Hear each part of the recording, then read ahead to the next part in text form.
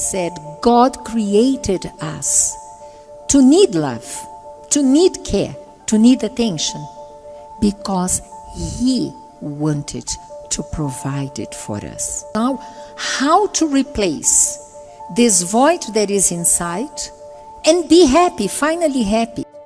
There is only one way. But God is the only one who can make you to see how valuable you are. Godly with Self-Help Meeting, Saturday, 10th of June at 11 a.m. Broadcast from Johannesburg, Park Station.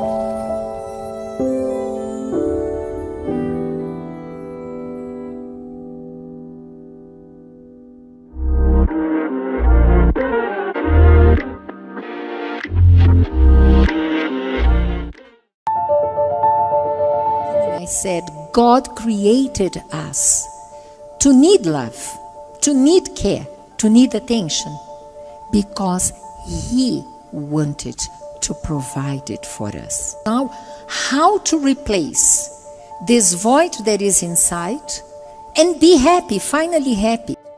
There is only one way. But God is the only one who can make you to see how valuable you are. Godly with Self-Help Meeting, Saturday, 10th of June at 11 a.m. Broadcast from Johannesburg, Park Station.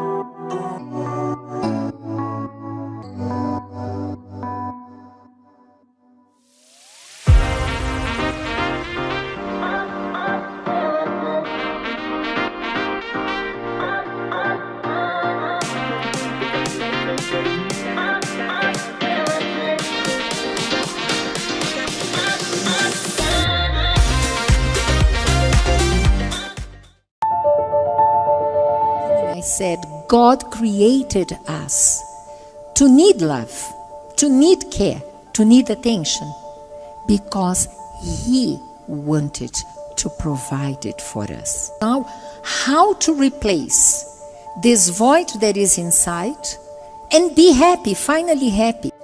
There is only one way. But God is the only one who can make you to see how valuable you are. Godlywood Self-Help Meeting, Saturday, 10th of June at 11 a.m. Broadcast from Johannesburg, Park Station.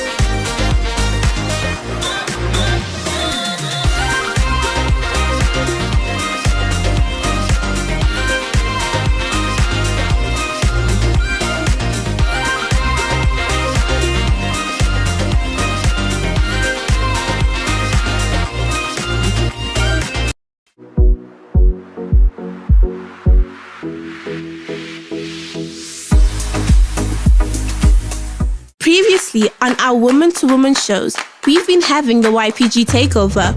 Well, yep, we are having our YPG Takeover this year. Welcome back.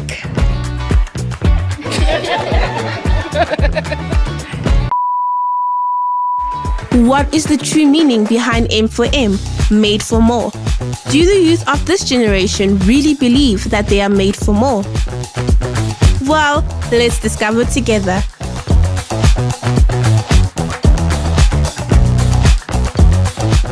Yeah, they took over again. Every June 16, it's their show. Coming up on today's show. When they ask us in class, what do you want to be? What do you want to have? Then I'm like, This one will say pilot, like pilots. I don't even know what is pilot mean. The anger. Oh, the anger was gone. Oh, by the way, I didn't want to beat anyone in the YPG. Because I have a cousin brother, I'm sorry. He's watching for sure, bro. Yeah, I'm sorry, bro. I know you were watching because he's always watching. Eager to know more? Wow, let's stay tuned. We are women. We are brave, strong, capable, unique. We are women to women.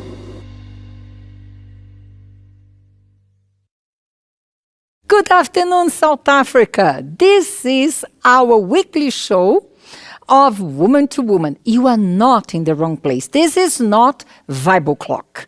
Today, instead of having our guests, we three feel we are guests at YPG. And you know why?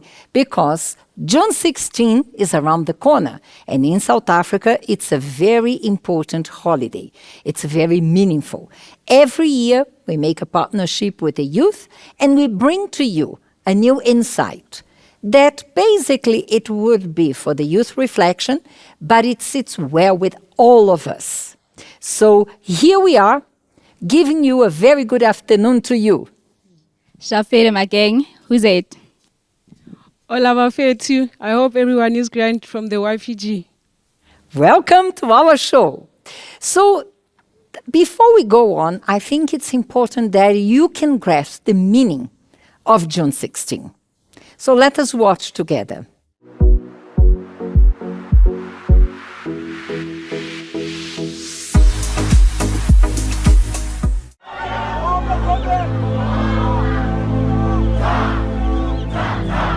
What does Youth Day mean to you? Youth Day in South Africa is a day set aside to honor the bravery and sacrifice of the young people who participated in the Soweto uprising, as well as to celebrate all young people. Due to the introduction of mandatory Afrikaans instruction in high schools, students in Soweto held a peaceful march on June 16, 1976. They were also afflicted by how inferior and prejudiced black education was. On that morning, anything from 5,000 and 20,000 students left their classrooms and marched towards Orlando Stadium. Police constructed a barrier along the path and ordered the gathering to disperse. Police opened fire on unarmed marchers without warning. One of the first victims was Hector Peterson, aged 13, who was picked up and carried by his classmate, Mbuyisa Makubu, while his sister, Antoinette, ran with him to a nearby clinic. The incident escalated in full-blown clashes as police continued to open fire on protesters. Therefore, protesters began rioting against apartheid symbols such as government buildings and vehicles. On this day, we remember the brave, young people who fought and died for educational freedom, not racial oppression. Derived from such a tragic event, the holiday is more than just a celebration of the youth.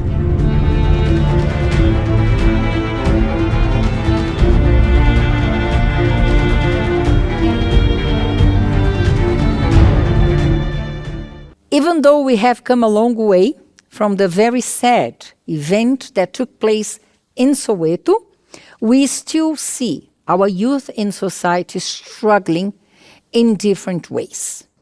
Tell me about some of the challenges that youth today are still facing in this beautiful South Africa after so many years of opportunities and democracy. So looking back, currently we find youth that are facing rejection in their families, and also those who are going through financial crisis due to poverty and all of those things which have made them, though they were free back then, they fought for their freedom, but now they're still stuck, trapped in the similar cycle where they now need to learn how to break through, how to move forward with their lives and also believe in themselves. And this is the proposal of the YPG this year. PJ, give us a bit more about the topic. Okay, when we look at how time has gone by and the years have gone by, technology compared to 1976, how so many things have evolved, so many changes have taken place in South Africa. Many changes have taken place superficially on the outside, but internally the battles are still there. Back then, the youth were fighting for a better education system. Today, there is a vast number of topics and subjects which they get to choose, opportunities to a certain extent which young people have regardless of their race. It's no longer the major barrier, although it does still exist, but it's not the major barrier. Although there are apparent opportunities for young people to better their lives, having overcome what was the barrier in 1976, we may have overcome one problem. Okay, the Bantu education is no longer an issue, but now it's like we opened a coil of other problems which are plaguing the lives of young people, their minds, in terms of where are the opportunities. If you speak to any talented young South African, most young South African child or youth who grew up in the township, and you look at him, he's talented with arts, with singing, with dancing, with soccer, with a soccer ball, and you say, you know, you can be great at this. He doesn't believe he can actually get that far. We go to places and we say, you know, you could go international. Your voice, I mean, South Africans, when it comes to music, superb. Nobody can do it like us. Nobody. Right now, Amapiano is one of the biggest music in the world. The whole world is following that. It's a South African thing. But how many South Africans are benefiting from what they have actually created? So it's like they're doing so much, but it's as if instead of being made for more, they're being made for less. Just to prove that point, we went to the streets and we asked the youth on the streets what or how they see their future. If they have any perspective in life, if they still dream. Let us watch.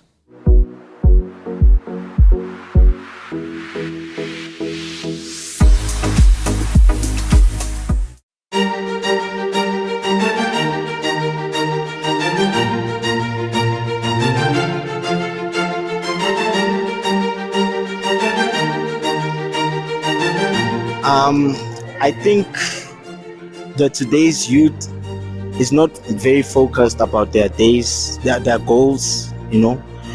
I feel like they're more focused into parties. They don't have that hunger that the older day people had. Their hunger is very downgraded, you know.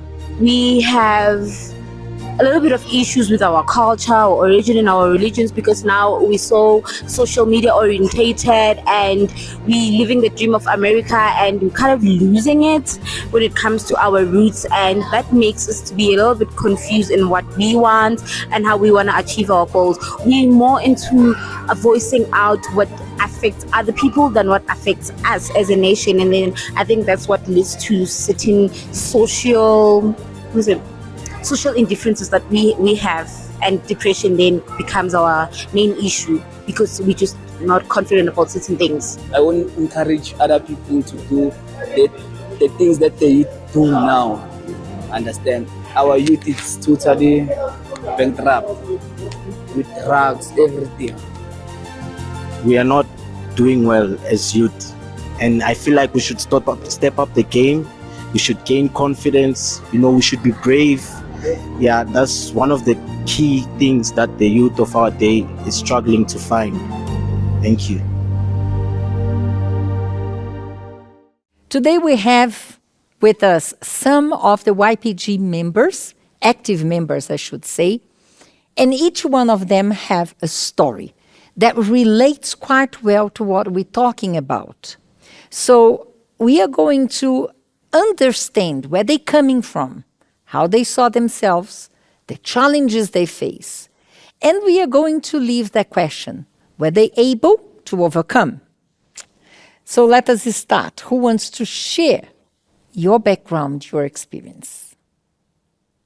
One of the biggest challenges growing up as a young person is growing up without a father. I remember when I was 11 years old, I noticed that I have my mother, I have my grandmother, but where's my father? And then I started asking my mother, where's my father? Only to find out that my father had actually rejected me. He denied me and my mother to the point where even my mother contemplated suicide. So you can imagine, as a young man at that time, the feelings that came about were feelings of you are nothing, you are rejected. And I don't think in my religious formation, the way I was taught that for a young person to be complete, they need both parents. So there was a gap there in my life. I developed feelings of anger. I felt rejected. I even felt insecure. So you can imagine growing up as a young man amongst other people as well, how it felt. With my friends, obviously you'd always compare. Because, for example, I remember when I was in school, some of my friends would get dropped in a car. The father would give them tech shop money and be like, hey, see you later. But then with me, it was like, okay, where's your father? And that sort of automatically, it happens subconsciously that you start comparing yourself with that person. You start seeing the negative side of you and you start elevating that person. It happens automatically because of that gap that is there. And of course, it affected your friendship and your performance in school. Definitely. Honestly, I was a very bright young man. But then because of the rejection that I received, I started questioning myself. Even when I received praise from my grandparents, from people around me, it will be like, but I'm still less than so-and-so.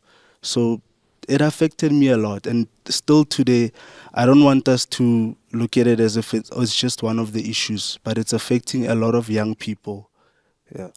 Would you dream? To Did you believe you would be someone in life? Honestly speaking, I did not at that time. Mm-hmm. I did not believe, even when the dream came, even, you know, those questions where you have at school, what do you want to be when you grow up? Mm-hmm. When that question came, I'd be like, I want to be a doctor. But then there was a voice in my mind saying, you want to be a doctor, but you were rejected. You know, you have limitations, because why would he reject you if you were okay? Yeah. I also faced a similar situation. When I was 4, I lost my dad. So growing up in a house where my mom was, I can say she didn't take it easy because my dad was the breadwinner. So she couldn't take care of me because I believe mentally she was not well. Like the grieving was way too hard for her. So there came a relative that came to take care of us, helping us in the house. It's a male. So he started like touching me in a way that was not proper. He started, I can say it is an abuse that I went through because of losing my dad. So all of that played in my mind. And I also had sort of like a nephew. So because he didn't do it to him, so I then said to myself, then for me to protect myself, if I was a boy, then he was not going to do that. So if I become a boy, then he will stop what he's doing because I don't like that. And that made me feel rejected by my mom because she couldn't be the one that would bath me. She was supposed to do that, but he was the one that was doing that, and he was not doing it in a proper way. So that made me to grow up with hate. Like from the age 5 already, I was hating my mother a lot. I hated myself. I remember telling my mom that I don't want to wear like a girl anymore. She didn't understand that. And when she would force me to wear a dress, I would also put on like a trouser. I would wear a trouser and a dress because I didn't want that. And I started looking at myself as like ugly. I started feeling dirty as young as I was. And that affected me a lot because I used to think and say, if my dad was here, then things could have been easy because he was going to protect me because my mom doesn't care about me. And it was different when he was alive, financially as well. It was a whole lot of, because sometimes it seems like, okay, if your dad died, then you have to make peace with it. At least he was there. But then still, it hit me so hard because I used to ask myself then, for me, because I was young, I used to be like, if God is alive, why would he take my dad if I still need him? There was just a lot of confusion in my mind. Even when I got to primary school, I rejected myself more than the rejection that I thought I was being rejected. Teachers would notice that, they would want to be closer to me, but that made me feel like, why do they want to be close to me? I didn't want that. So this is a serious issue. Like growing up without a father figure, it breaks you, more especially if you experience it at an early stage, because I didn't have a gym. Like he said, he didn't gym. I didn't see myself as someone who's worthy at all. Even when my mom would try to be closer to me, I just didn't want anyone near me. And you had to fight against two factors. First, fatherless and abuse. Yes. How would you act with your other friends? Were you very quiet, or sometimes you would have those rage attacks, you would be sort of violent with the other girls? I used to be very violent. My friends were boys more than girls. It was, even today, I don't understand how it came about, because I was abused by a man, but then I wanted to be around boys, because then I thought if I'm around them, then no man would come and want to abuse us. So I was more like surrounded with boys. I was very aggressive. The sports that I played was only soccer.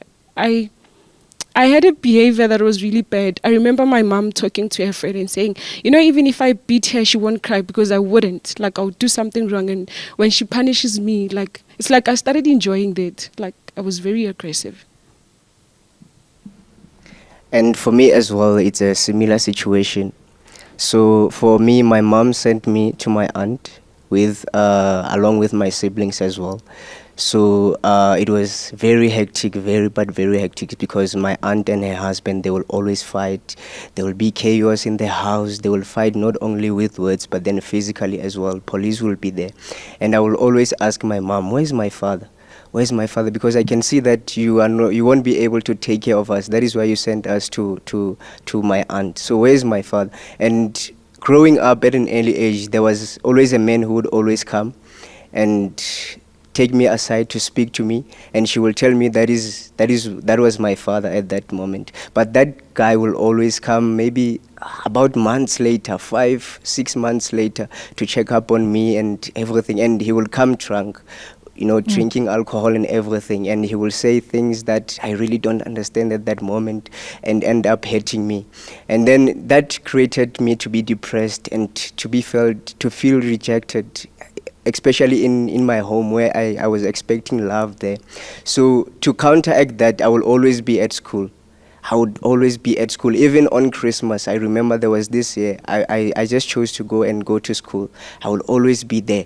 Weekends, I would always be there, because I was not, feeling okay at home. I did not want to be there. I wanted to avoid everything that was going on at home and every rejection that I was facing at that moment. So I would always be at school. And my results, I got like 7 distinctions and everything. But it was not because I wanted to be there, but it was because I wanted to run away from home to go to school. So I was studying just to run away from my problems. Did you turn to drinking? No. Not like yes, supposedly your father. Yes.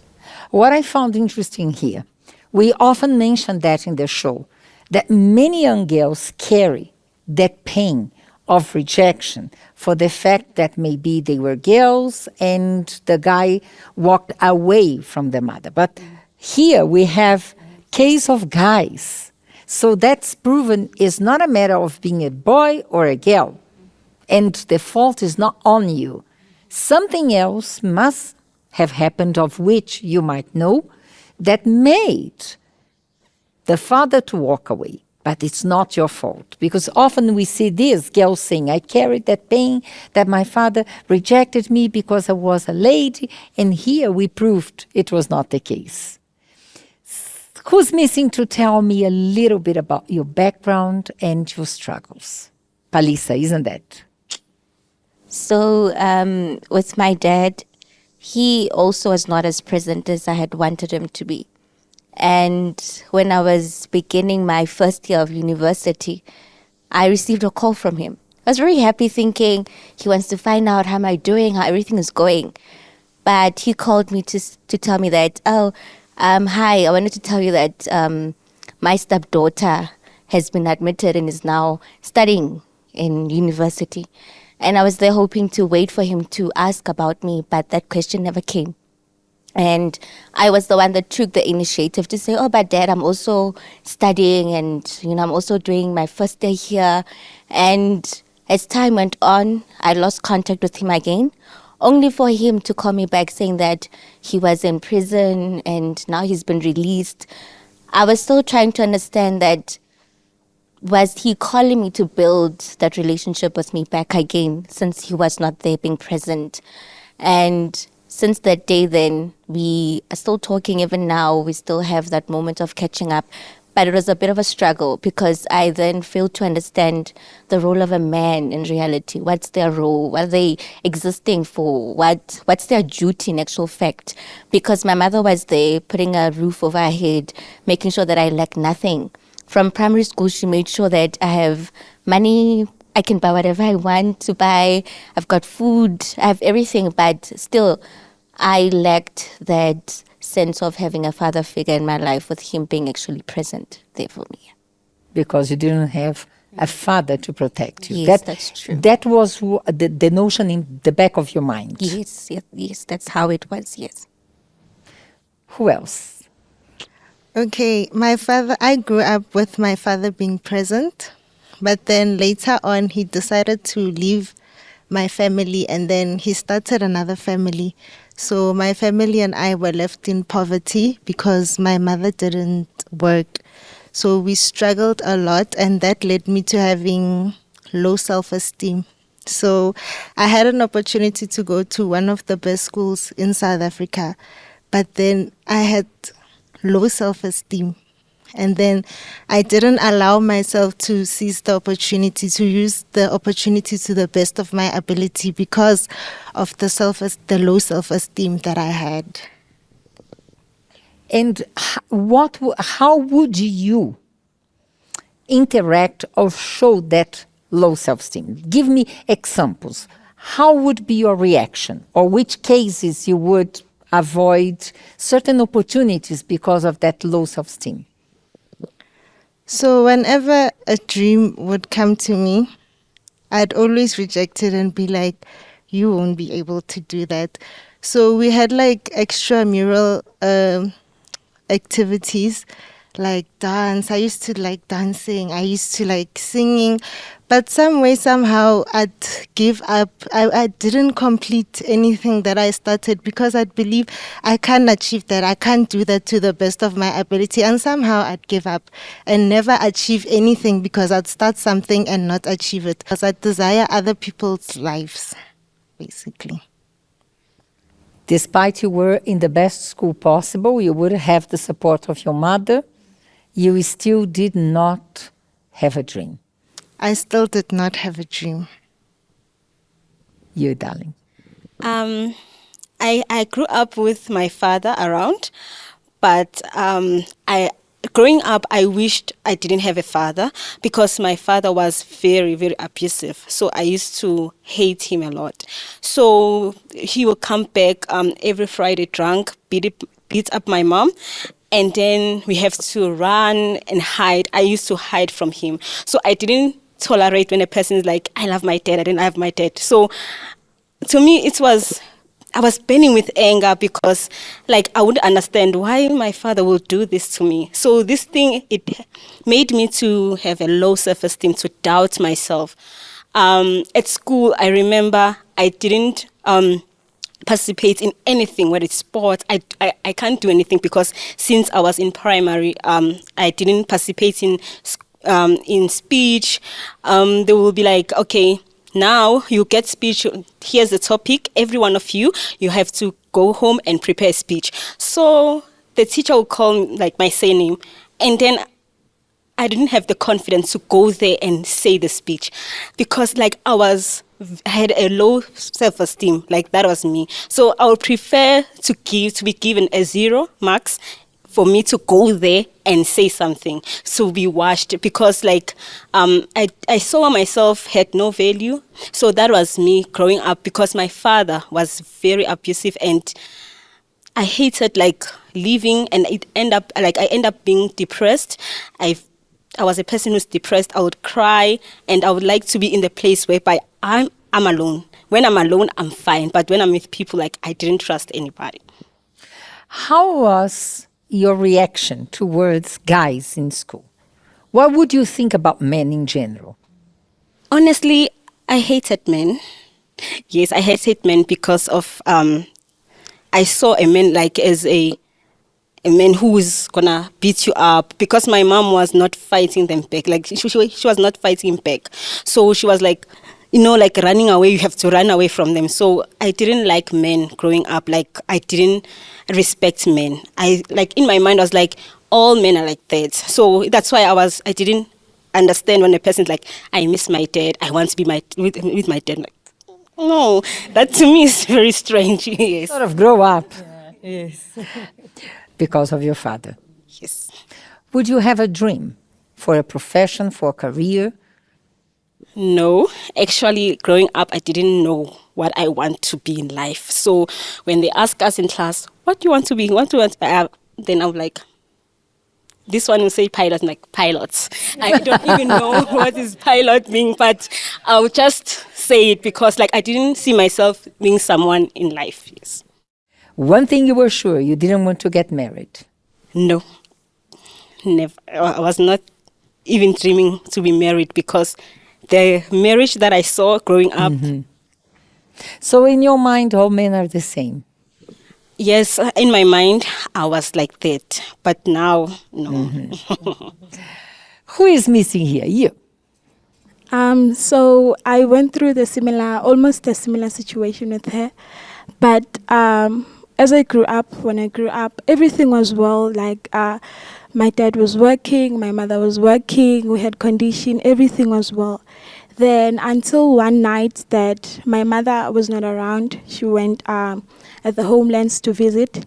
I was with my sisters at the room, and we started playing, and they started mocking at me. No, you are dark, you're not like us. And I got angry, went out of the room, and when I was out, I went to this male relative house, of which when I got there, he accepted me. Then it happened that at that night, he raped me. So I was sexually abused by him. Then, how old were you? I was 9 years old. 9 years. Yes. So when my mother came back, I told her everything that happened, took me to the hospital. Then the doctors confirmed it. Then my mother called me. She was like, what happened? Tell me everything that happened. But when I looked at her, she was so angry at me, and I couldn't tell her what really happened. So I had to change everything. I was like, nothing happened, because at how she looked.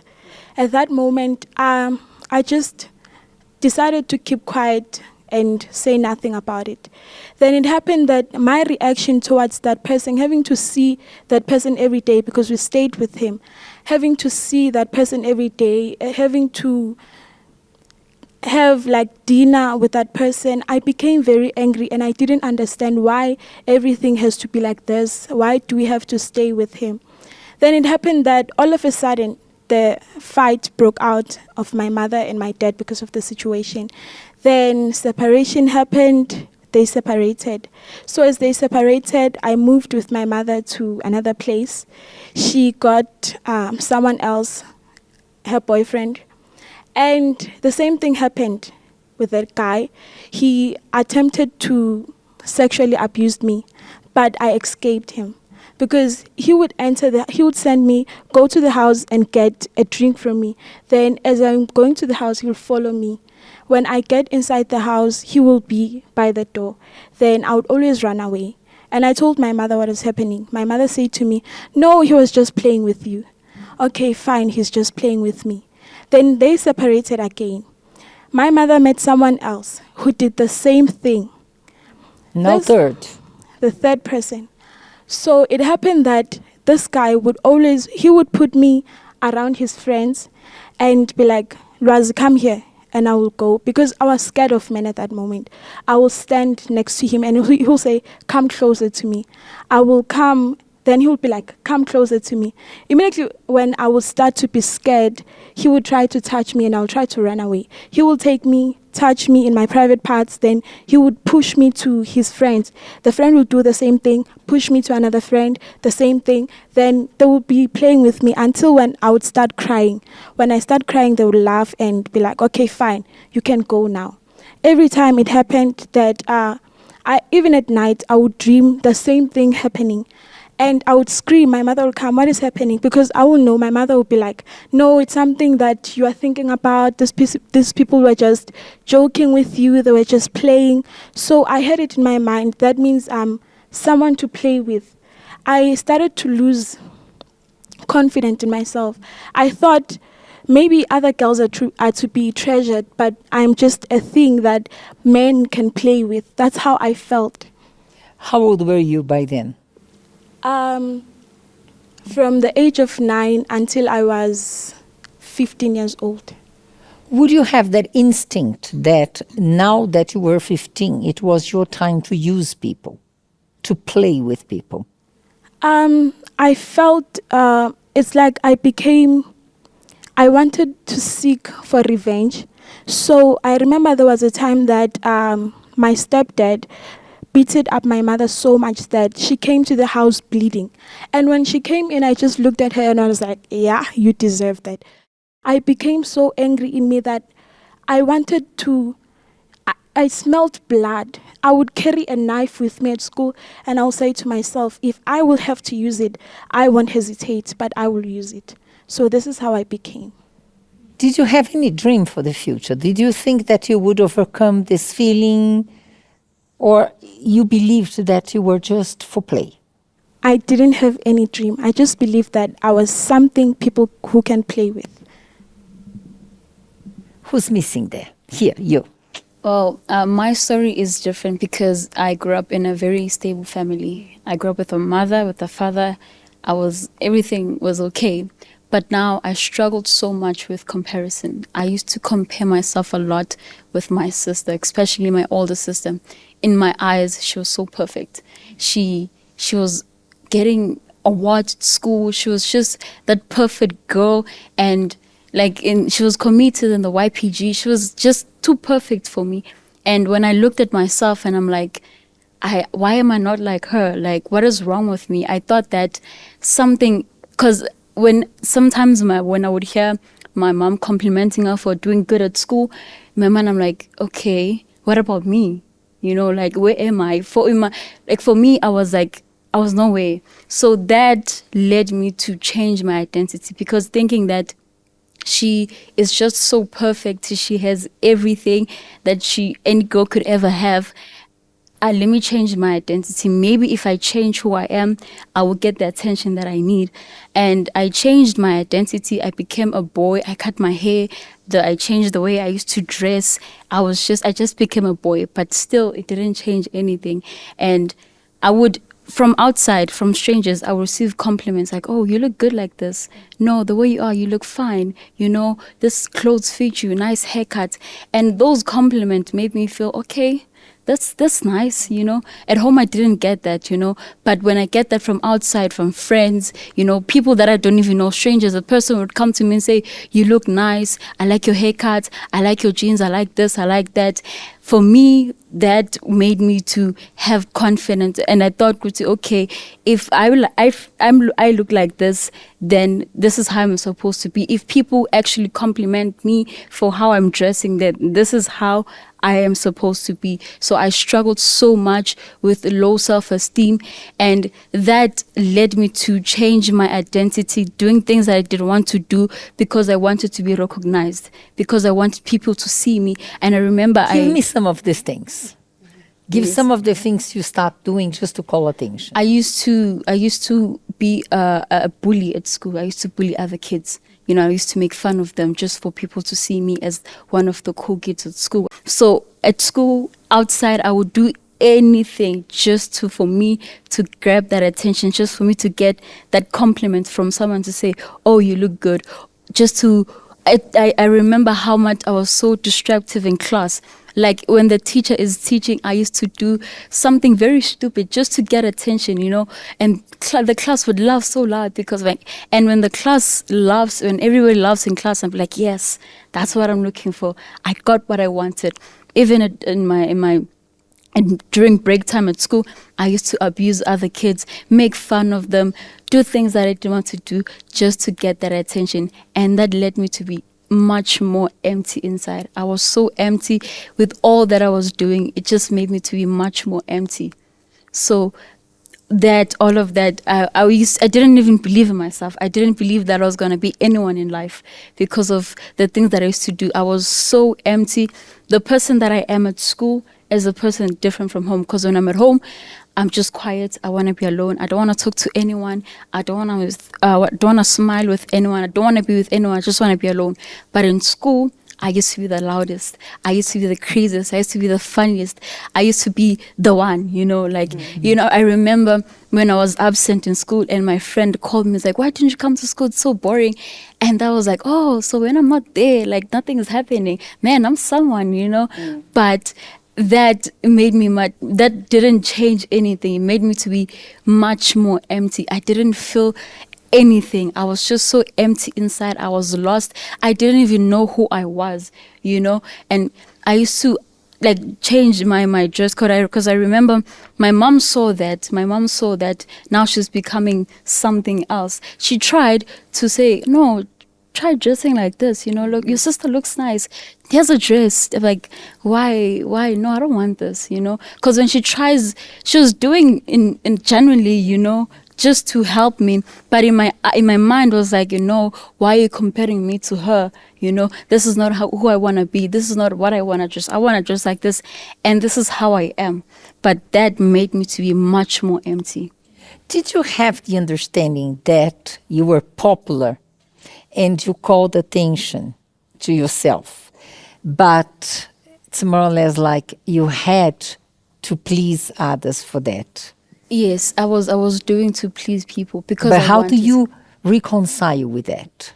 Did it make you happy, or when you were alone, you were even more frustrated? Sort of, I have to put up, a show or make people laugh so that I'm noticed. Yes, as I mentioned, that I had two different characters. The person that I am at school is different from the person that I am at home.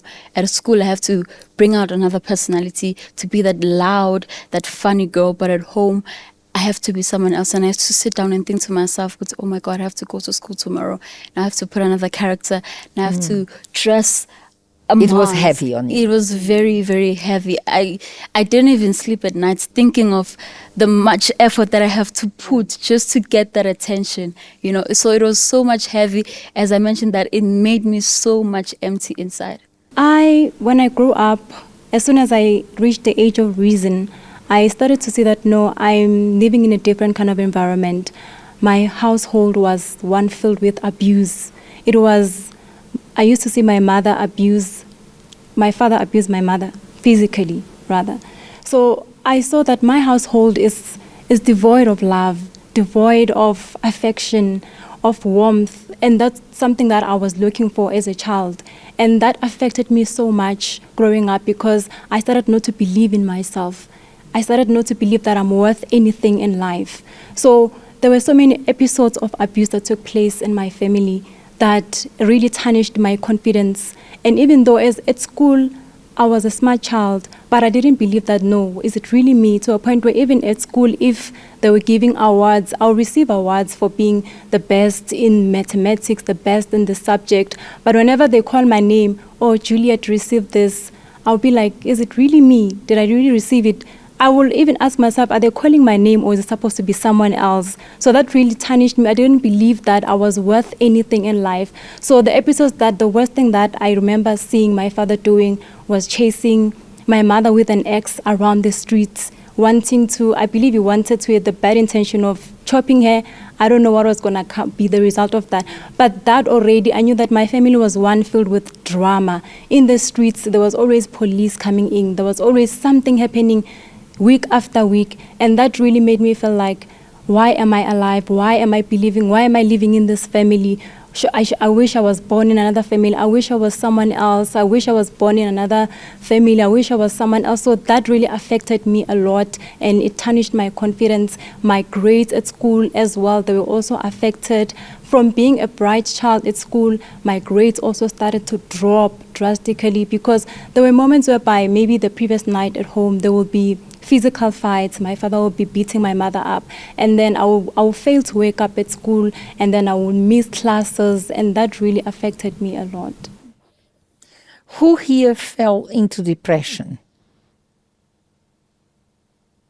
I forgot you. There is one more. Let us hear a little bit about her story. Okay, so with my story, I can relate to what she said. I grew up with both my parents, but at home I was never heard or seen. So my sister was the one that was academically doing well. So with that, she had a good relationship with my mom. So with me, it was like, okay, since my sister has a good relationship with my mom, how about I build a relationship with my dad through sports, because my dad loves sports. So that's when I started participating in sports in school. I made sure that every sport I was there, so that my dad can recognize me and I can at least have a relationship with one of my parents. But my dad most of the time was not around, so he would travel because of work. That left a void in me, knowing that I don't have a friend anymore. I don't have anyone that I can speak with at home. So I sought for attention at school. I would bunk school with my friends to go out clubbing and drinking, so that when I come back home, I come back like a normal person, like nothing happened during the day. I would always make sure that I try to keep up my marks, at least passing with the bare minimum that I used to pass with. In that way, my mom wouldn't notice that something is wrong with me, or I am doing something wrong after school and during school hours. That for me led, since my sister had a relationship with my mom, let me have a relationship outside. I started dating different guys. My dad was not around. So for me to be with them, it was a way of, okay, they're replacing my dad in a way. They're closing that void of my dad not being there in a way.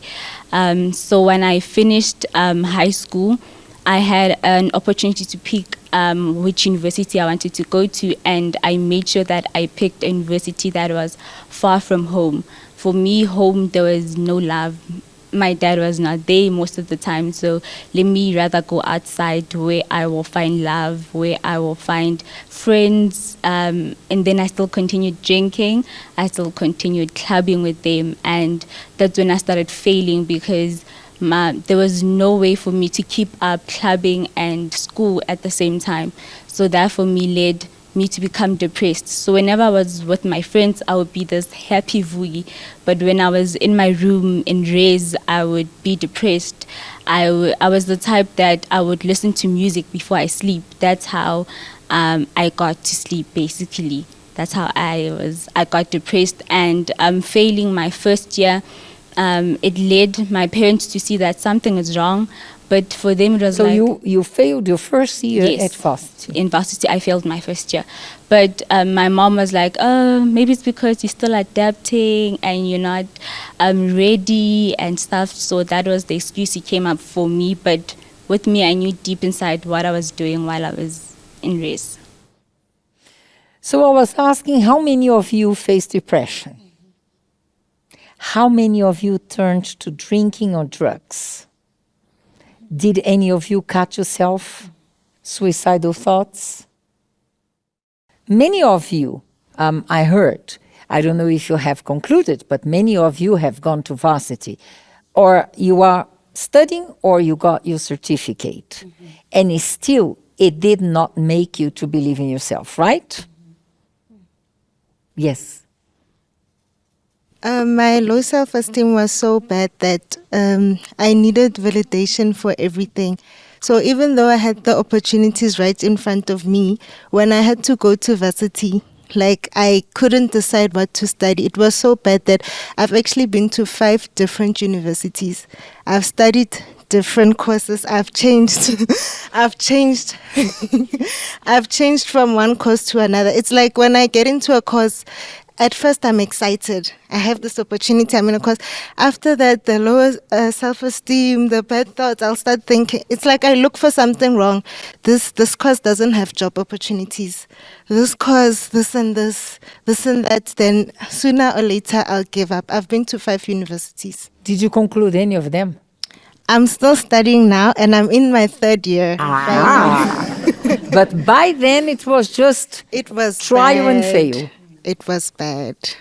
Hi, I was just thinking of the comparison because I was thinking of the youth that fought for their freedom in Soweto. And a lot of them, from what they said, you don't hear any of them saying they didn't get opportunities to go to school. And I think that's where the gap comes in between the 2 generations, because to the parents, when they look at them, they think, well, you have more than what I had. And they don't recognize actually that, okay, what you had, at least in those days, there was a bit of family bonds. But then today, there isn't much of that. And from when they was home, and I remember growing up and hearing that charity begins at home. And when I heard her say she didn't like girls that say, oh, I miss my dad and all of that. And it made me think of when I was in school as well. I would battle with those type of girls, because then the fight would be, why is your father dropping you off? Why is your father here? You're too soft, you're too this, you're too that. And maybe the parents are watching and they're thinking, but they still don't know. I think maybe opening that dialogue where the child can know what happened. It's not that they're asking you to bring that person into their life. And what I've seen in society is that that's something that is very frowned upon, because I think most of them, even the day they had to ask, where's my father? It took time for you to ask, where's my dad? Especially if your mom is Tswana or colored or something. They are ready to pack your bags. Like, okay, so you're missing someone in your life. Pack and take the first thing, that is smoking. So I think maybe if they would open that closure, some of them, maybe if they found out why did the father leave or what happened in that relationship, could have in a way changed things. What happens, as a matter of fact, is we're talking about a cycle.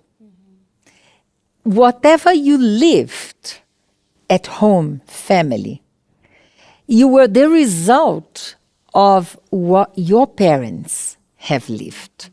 So when you are broken, you cannot help someone to be fixed.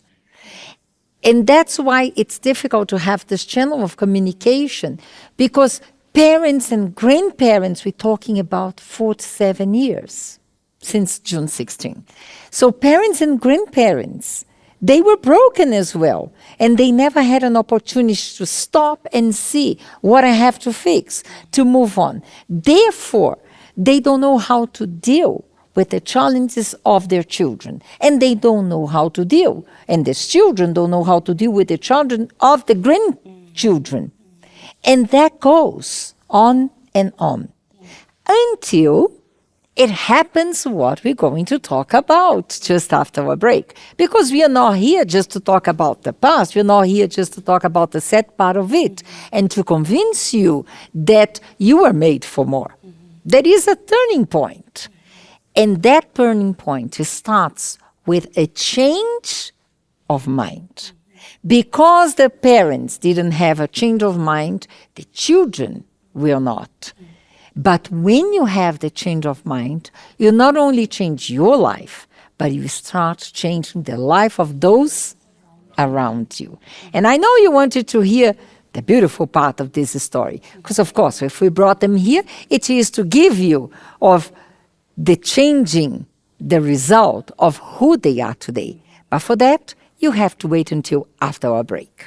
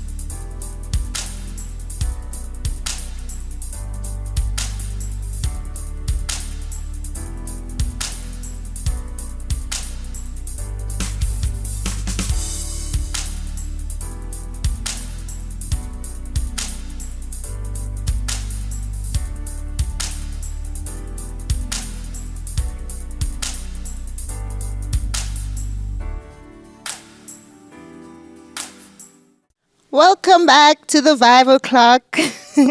Just kidding. We are back to Women to Women. Yeah, they took over again. Every June 16, it's their show. But we're happy to be back. Toku, I cut you before we went to break just to give some time for them to reflect, but you were going to complete something Precious was talking about. There is something that Precious mentioned here, and it hit home because it's happening in the family as well. She spoke about parents being responsible of, allowing their children to know the truth. I think it's very, very important, because would you rather lose the relationship you have with your child instead of telling them the truth? Because at least when you tell them what happened, it's not a shame to divorce. It's not a shame that your husband left you, because sometimes it's not even your fault. So they should just tell them, this is what happened. So at least someone knows what happened between both parents and why the father left, if it's the father or the mother, because even mothers leave nowadays. We have that. And another thing that I've noticed in our country is that the youth has no purpose. If you think about our history, June 16, you think about like Solomon Mahlangu and all that, you see that they had a purpose, fighting for the freedom of the country. And nowadays, youth has no purpose. Even when they are studying, you ask, okay, you are studying, what do you want to be when you grow up, or when you finish studying? They just keep quiet and look at you. Actually, I haven't decided yet. That's the answer. Always, that is the answer. So you see that 5 courses. Like, for example, she mentioned that she went to different kind of universities, isn't it? And also different kind of courses, because you didn't have a purpose. That is why you were so confused. And this is what we see. And one thing also I would like to mention that is important is that even if your father left you, that cannot kill your purpose. Because you cannot be validated because, no, my father left, so I'm not going to do well. Because I have a cousin brother, I'm sorry, he's watching for sure. Bro? Yeah, I'm sorry, bro. I know you are watching because he's always watching. And I just want to say to others who are like him is that do not wait until you meet your father for you to make it in life. You can make it without a father. We have a lot of testimonies. First of all, you are the testimony as well, Mrs. M. You are the testimony. So you do not need to wait for that moment that you find your father. That's when you are going to have a purpose in life. You can have a purpose though you do not have a father. There are people who are orphans. Yeah. They don't have both parents, but they made it because they decided not to be oppressed, to be the slave of what happened to them. Because nowadays, freedom is just there, it's not here. And it starts in the mind. Freedom starts in the mind. We can even brag in South Africa that we received freedom, but many people are still slaves in their minds. That's it. And why it might never happen. You might never meet your father. You might never meet your mother. You might never reconcile with your past, but you cannot allow that to be the reason for you to be stuck in life, because you M for M, isn't that? Mm-hmm.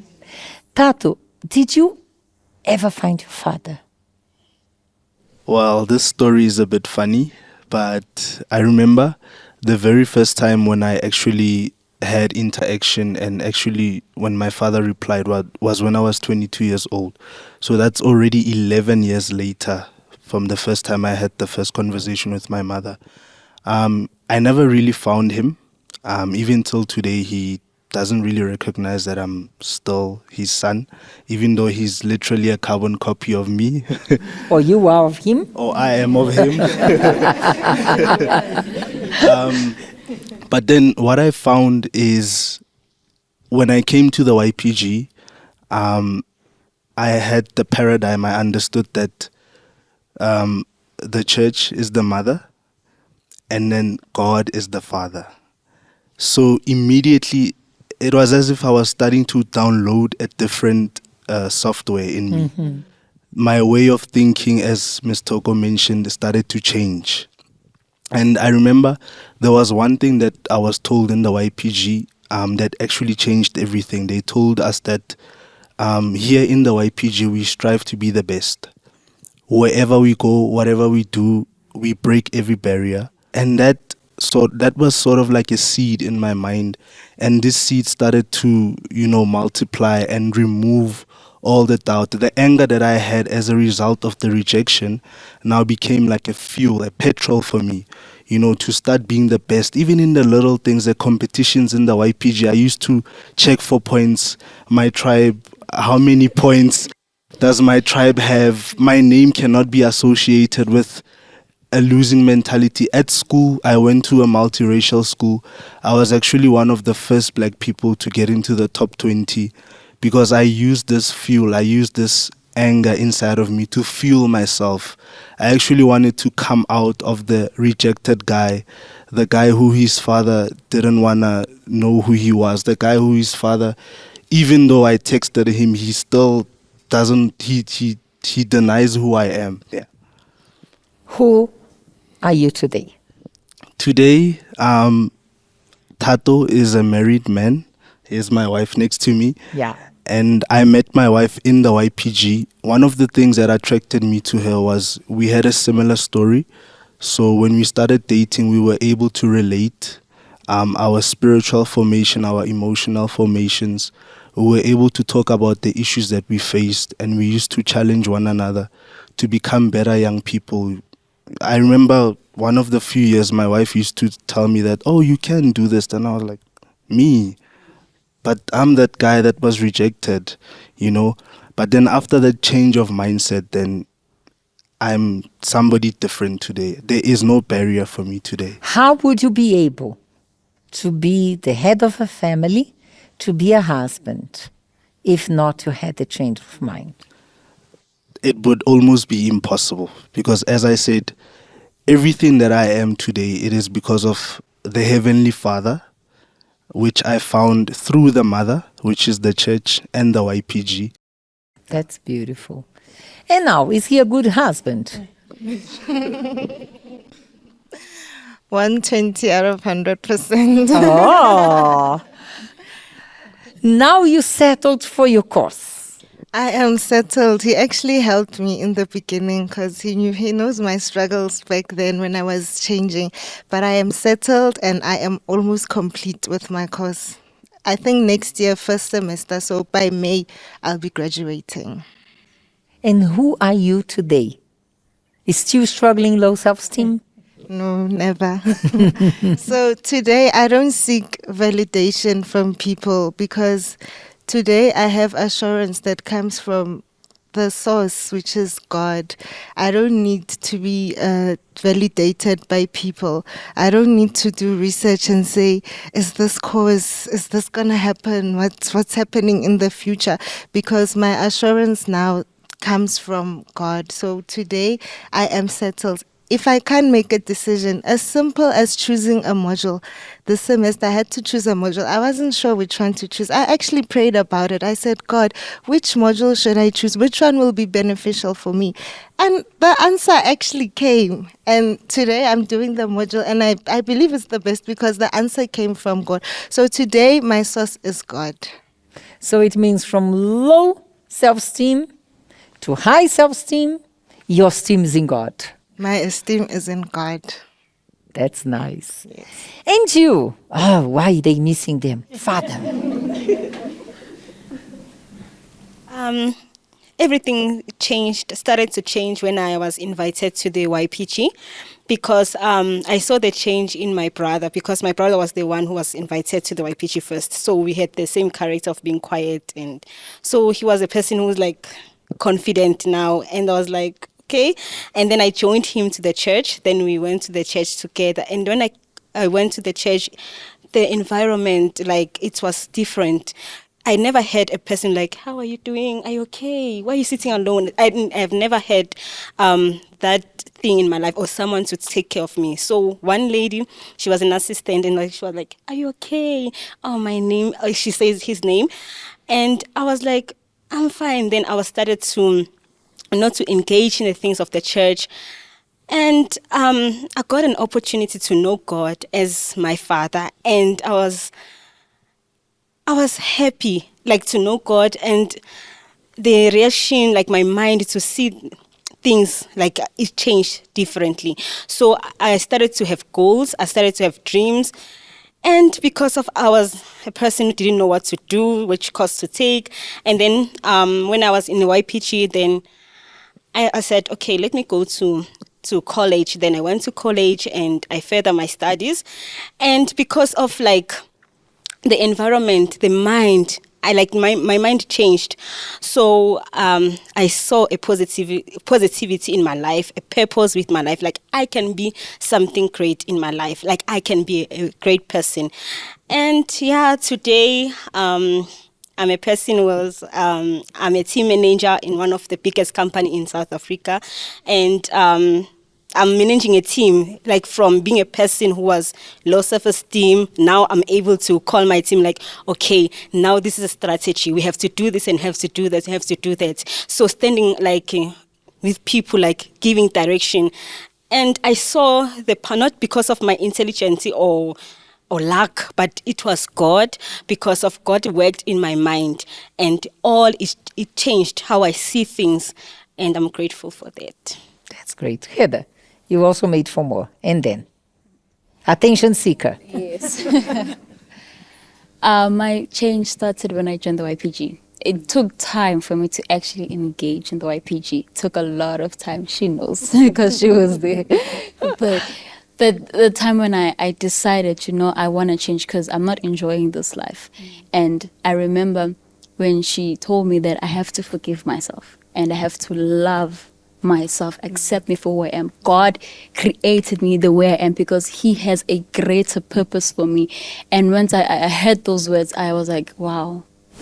And I accepted them and put them into practice, and now I'm a different person. I never imagined in my mind that one day I would be where I am, actually standing in front of the cameras, sharing my story. It never crossed my mind. I never thought that I would be here, because I remember that I was an attention seeker.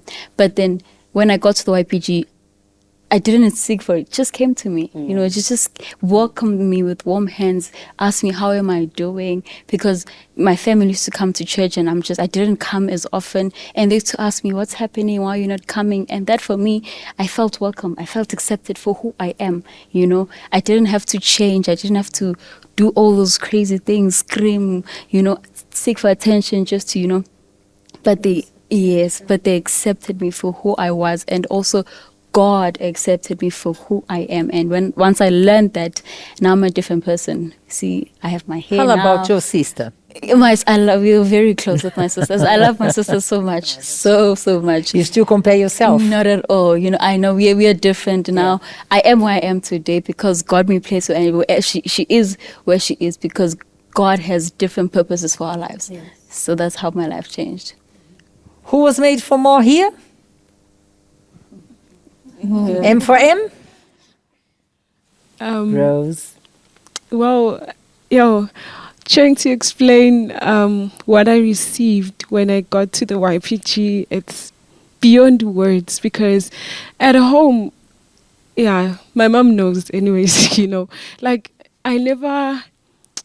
there was no one who ever asked me if I'm okay. But then when I got to the YPG, like, I don't have words to explain the love that I found in the YPG. Like, when I think of it, it's amazing. Like, even before I learned to change my mind, like, being around people that you can see that those people, they genuinely care for you, they love you, without even them saying a word, by just looking at you, like you can see, here, that's where I belong. Like, that's the first experience when I got to the YPG.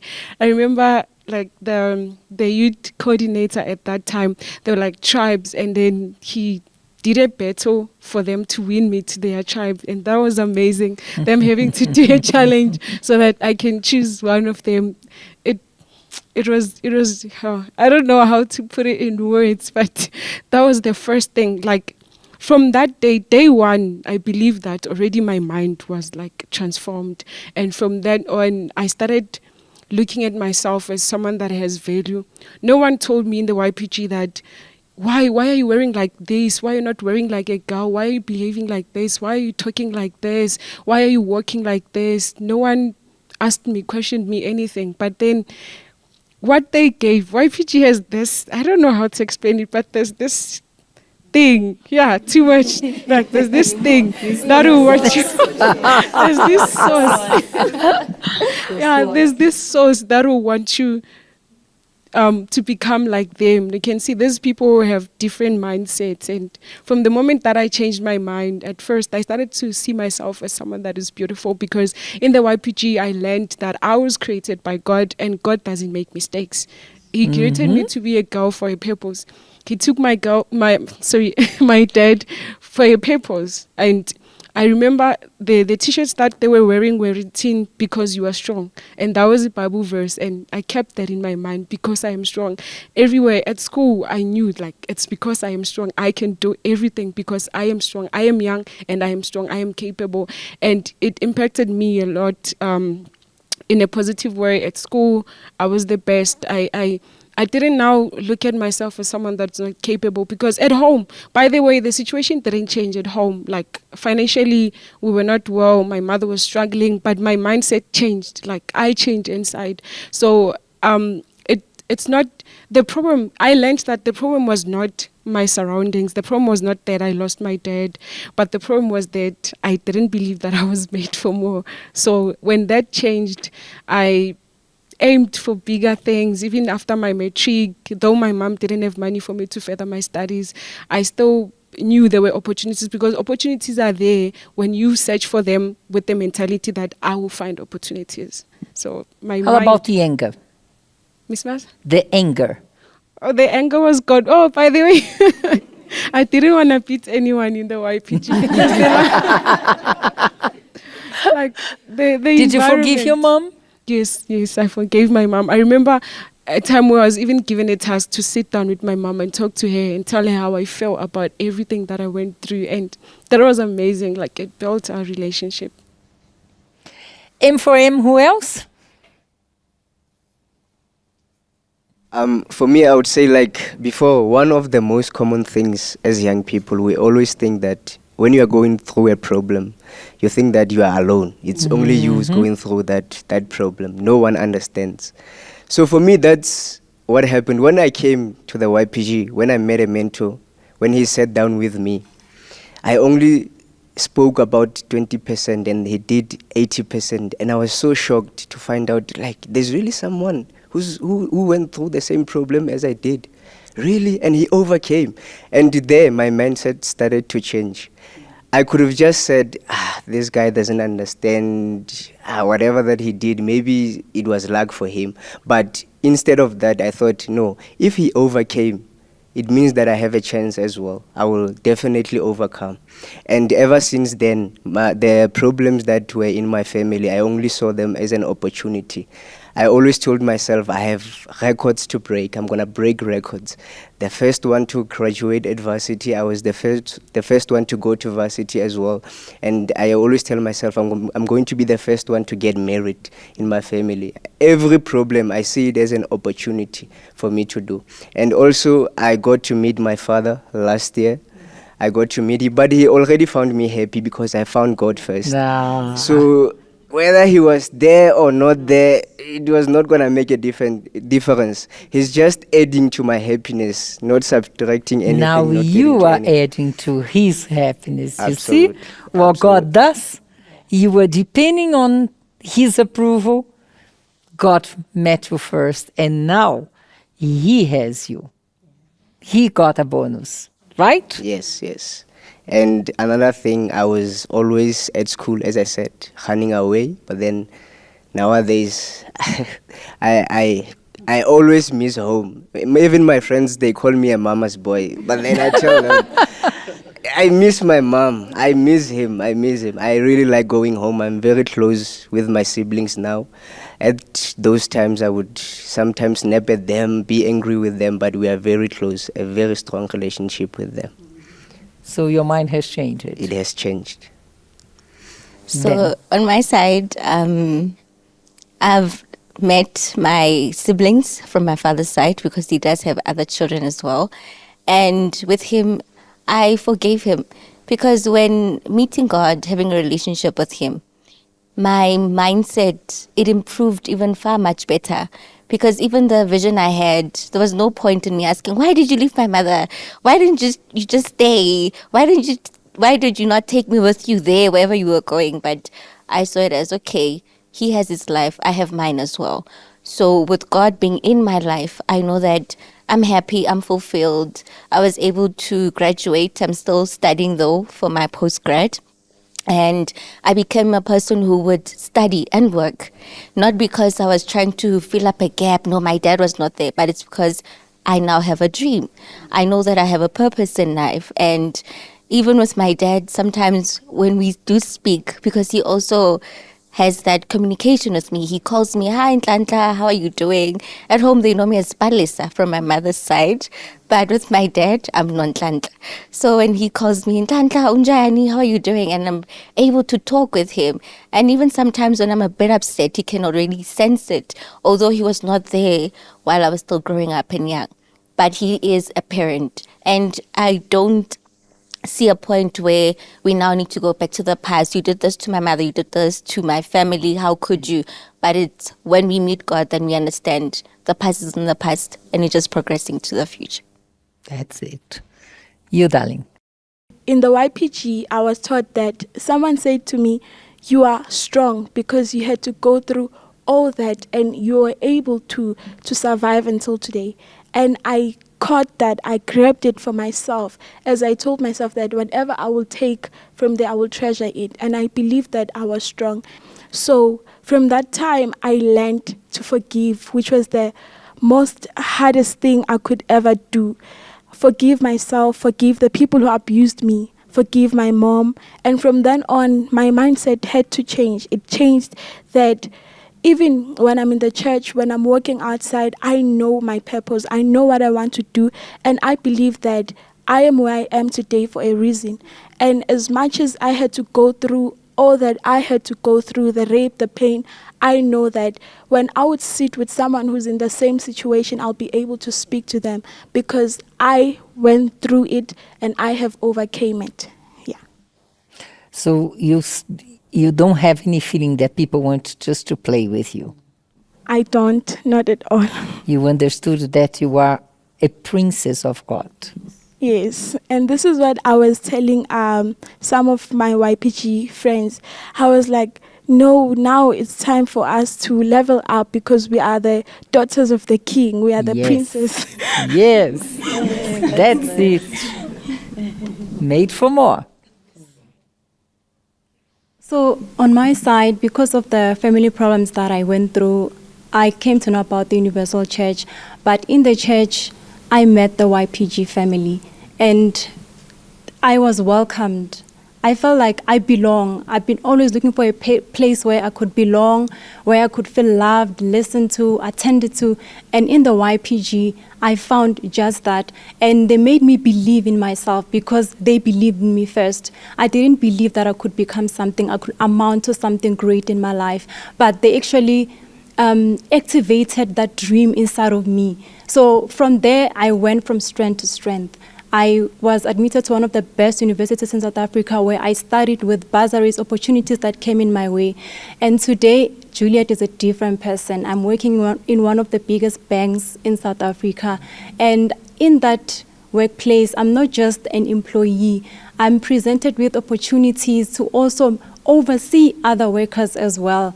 When my manager is not there, I am the one who's placed in charge. And that came because God is the one who placed that strength inside of me and gave me that confidence to believe that I am made for more. I cannot be defined by my circumstances, but I can change the situation around. Well done. The last one. She always last. Yeah. So with me, while I was still at Res, there was a coordinator who used to always invite me to come to the YPG. And I would always make up an excuse as to why I can't go with her that day. I'd be like, oh, I have schoolwork, I have this, I have that. But eventually I did go with her because I was like, let me just go so that she can stop coming to my room and asking me to go with her. And when I got there, there was love. I understand when they say there was happiness. When you get there, you see the YPG, they're happy to see you. Everyone wants you to be in their tribes. It's like everyone sees the value that you don't see in yourself, but they see it in you. I was not that committed at first when I started coming back. There were some days when I would miss, but they would call and be like, where were you? We didn't see you. So then I started committing more. I participated more within the project. That's what kept me grounded and kept me away from the friends that I used to have back at Res. And then the mentor that I also had within the YPG as well, she taught me how to pray. She taught me how to have a relationship with God and to be able to open up to her and tell her my problems and what I'm facing at home. It was really good to have that one person that you can rely on. So today, Vugi is a different person in mind. I've graduated after failing my first year, but I did graduate, and I am currently doing my second degree, which I'm also about to finish as well. Well done. So it's proven that with God, we are made for more.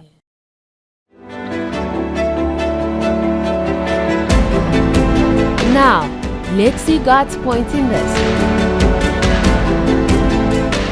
So God is telling you today from the book of Isaiah 55, 8, 9. Don't listen to this as another Bible verse. And there she comes with another preaching. Just hear God telling you this. For my thoughts are not your thoughts, nor are my ways your ways, says the Lord. For as the heavens are higher than the earth, so are my ways higher than your ways, and my thoughts than your thoughts. So you might be living in a situation very like one of them, thinking that you don't have a future because you are subject to the circumstances. And you see and you think possibilities within your mindset. You account all the challenges as problems, and you give yourself reason to think you will never going to do a difference in life. Because of course, you come from poverty, you have suffered abuse, you fall into addiction, you don't have a father figure, you don't have a mother figure, you are despised, you are rejected, you come from a very poor background, you don't have money even to go to school, let alone to think about university or anything else. Those are your thoughts. God, otherwise, is telling you, with me, everything is possible. Because my ways and my thoughts are much higher than yours. You don't have the means, but I have the means for you. That's what God is telling you today. So this is why they can count their success. First, they told you about the suffering and the pain. But when they had that change in their mindset, and now no longer their mind, no longer their thoughts, no longer their way, but God thoughts in them, they were able to see possibilities. They were able to make the impossible possible in their lives. And today they are here inviting you for the same. To celebrate, who knows?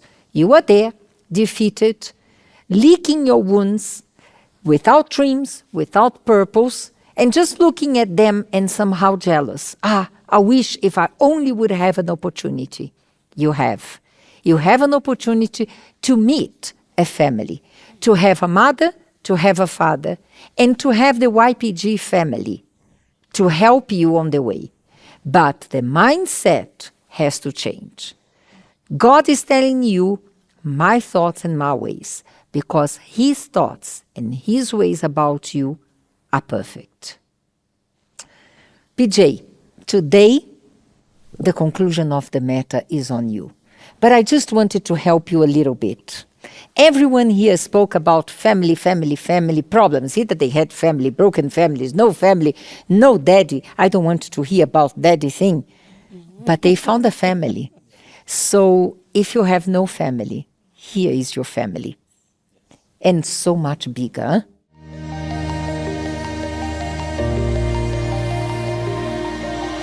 for the conclusion of the matter. Our slogan, it's because we're wearing the shirts, the jackets behind it's written, "Together as One." That's we have many slogans every year we update, but the main one, the real original 100% one that doesn't change is "Together as One." Because the pain of one is the pain of the other.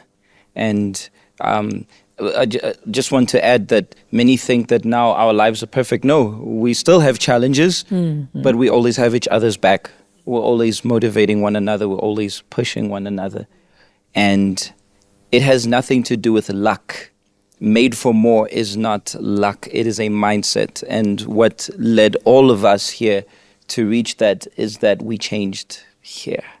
The most powerful tool in life. And there is no university, because she went to 5 different universities and she was not thinking she was made for more. It has nothing to do with university or local education, or it has to do with you accepting to change here. And the YPG has that mindset of people who are to lift you up. You might look at us and think, oh, these are church people, and you think that we are this and that. But at least if we are boring, at least we are motivating you, because maybe you're chilling with those toxic friends of yours. You're chilling with people who only kill you inside out, who only lead you to do things which are detrimental to your life, to your future, to everything. And you are there, depressed. Do we look depressed? Do our smiles here look fake? Do you think we're putting a mask? No, this is genuine. This is who we are. Most of you would never even be able, probably you are watching right now and you are crying there in front of your device because one of their stories similar to you. Nobody was crying here. Everybody was talking like, it's amazing how they were telling their story and we were like, wow. And it's like each one listening to each other's story and so forth. Because they've overcome it. It's over. It's in the past. It began here. Come and receive this. June 16 will be the event for that. Maybe your friends are saying, you're going there, I'm not going. Come, don't worry. There's going to be over 12, 15,000 youth there. Your friends won't know that you're there. They won't find you there in the crowd. Come and join us. We will find you and we will make you one of us. Come and change this year.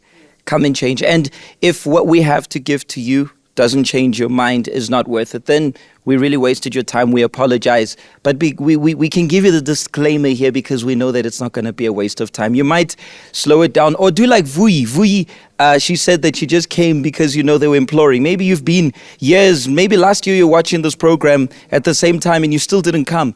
Come this year. Do it just so we can stop bothering you. But Friday's the event. Sunday you'll be with us in the hangout. And maybe they are like, no, but I've tried before. I've been there. Some might be watching and say, I've tried before, but you didn't experience the change of mind yet. And in the YPG, they spoke so much about the YPG, and you might be thinking, what do they have special about? It's that we are this door open for you to find this mindset. And they were speaking, as you said, your church are boring, and they were speaking about God, but there is no way to separate God from happiness. That's period. And I was laughing because they were speaking about points and tribes and all these, and they all relate. And all these is to really, I would say, train this mindset of winning, because if I managed here, if I couldn't make it here in my tribe, if I could do this task, I didn't know I could. And that's how they started empowering themselves, because of this change of mindset. And that's when they opened their mind to receive the true happiness that can only come through God. Can I add just one more conclusion of the matter? Right now, they are there looking for validation, for approval, for love, for care. And coming and having this change of mind, they'll be like you. I failed to remember your name. Chabeti. You will become a bonus in someone's life. And you might become a bonus exactly in the life of the one who rejected you. Exactly. And speaking about bonus, Ms. Marsha, all of them here are coordinators or mentors in their respective branches. Mm-hmm. All of them are leading other youth who they're all adding it to somebody's lives. All of them here. That's why they're successful. Yes. They were made for more, and they are empowering other youth to become better. Yes. Actually, the best. We The don't best. accept less than the best. No, better is the enemy of the best. Yes, yes. Pastor Jonathan, would you pray for them? You too. My beloved Father, today we understand what is to call you Father, because we know you are not like the earthly fathers. You care for us. And we pray that you may right now touch this person, this youth, or even these parents who are watching, and they are amazed with these stories, and they still think that they were not made for more. They were not made to experience this happiness we are talking about. But as you chose each one of us here, I pray that you choose each one of these people who are watching us, or maybe even in just listening. They are in their workplace, they are in school, they don't want anyone to know that they are listening to this program, but you chose them, my Father. So right now, make this change of mind start happening inside of them. And one day, who knows, next year they are going to be one of those telling their stories here, how they overcame, how through this program they were able to change their minds. They were able to understand that you chose them to be made for more. My God, we are just passing what we received from all of us who are sat here, and Miss Marcia, Miss Toko, Miss Precious, and the rest of the crew here. We've all of us have had that moment, Lord, where we had to take the decision to allow you to lead our lives, to allow your mindset to rule and lead our mindset, to exchange, my Lord, our own ideas for your ideas. So I ask that you convince this person. Maybe this link just reached them and they randomly just clicked. Maybe it was even by accident. Well, they think it was by accident, but it was not by accident, because you want to tell them that they were made for more. I pray for those who are right now suicidal, those who are right now losing themselves, those who have gone through hell and back, like my spiritual siblings here, who went through hell and back but overcame. We all overcame and are overcoming. Let them understand that they can too, that they indeed were made for more. We surrender their lives, our lives, this work of the YPG in your hands. And we know that indeed, from this day, from this work, they will be moving their lives, their minds to another level. We surrender it in your hands and we thank you. In Jesus' name, amen. Amen. So, as we are guests here, we are not welcoming them. They are welcoming us. We are minority here. Who's going to invite them to June 16? Because normally I say like this, until next week, God bless you. But before we meet you here, we are going to meet you in Soweto. Yes, all roads link to Imink Drive. I think Tato and your wife, you guys, all the way from Kagiso, all the way from Kagiso, they're just going to take the road. Soweto. But everyone, all of them.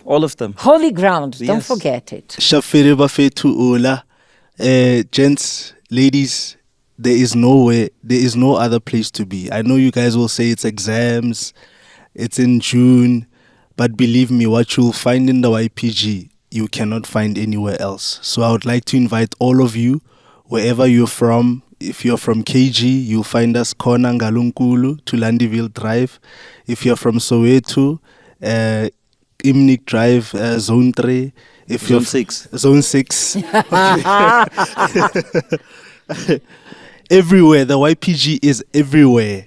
If you see red, you see the YPG. If you see blue, you see the YPG. If you see white, you see the YPG. Everywhere. DJ, what is going to happen to those who are not in Johannesburg? Of course, people from Pretoria, they can come. Pretoria can they come, those from Val, they can Pretoria, come. Val. They're all welcome. Gauteng.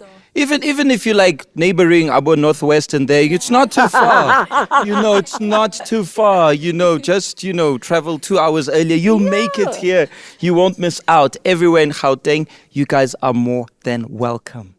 And those who are not those in who aren't. Gauteng, 22 Not hours those away, who Cape aren't, Miss Town. Marcia, it's those who can't. Like, you really can't do it because, you couldn't find that flight from Cape Town. Not that exactly, or the train, exactly. There will be the YPG, the M4M event at every main YPG branch. You guys can see, go to the uckg.org.za. Yes. And just then screening here now. We're just showing the... Yes, that link that you see at the bottom of your screen. Follow it. There are the addresses of the main provincial branches. The same will be there. We're going to be connected. I know you're going to feel a little bit that you're not going to be with us. You're going to see us there. You'll be connected a few, but the same vibes, the same mindset, the same together as oneness is going to be there. Don't miss out.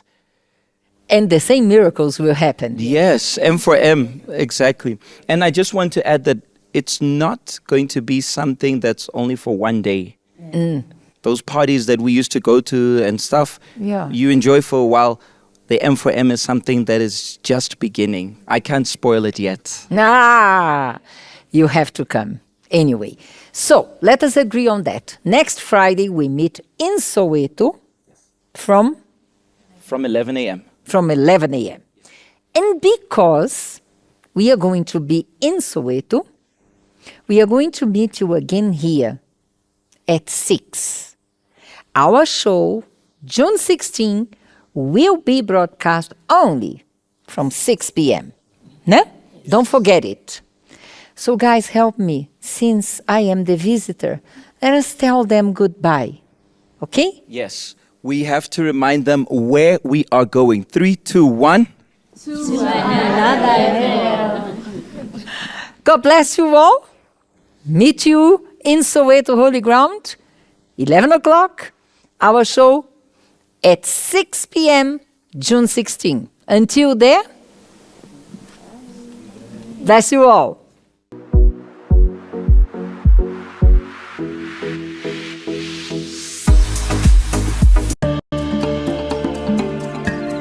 Let's spot the animals. A frog, a leopard, an owl. What do all these animals have in common? Well, have I told you that humans, especially the youth, do the same thing? Confused? They all fit in according to their surroundings.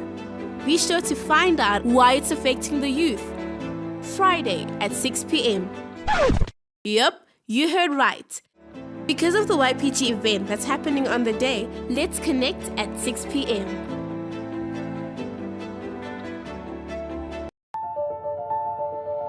I said, God created us to need love, to need care, to need attention, because He wanted to provide it for us. Now, how to replace this void that is inside and be happy, finally happy? There is only one way. But God is the only one who can make you to see how valuable you are. Godly with Self-Help Meeting, Saturday, 10th of June at 11 a.m., broadcast from Johannesburg, Park Station.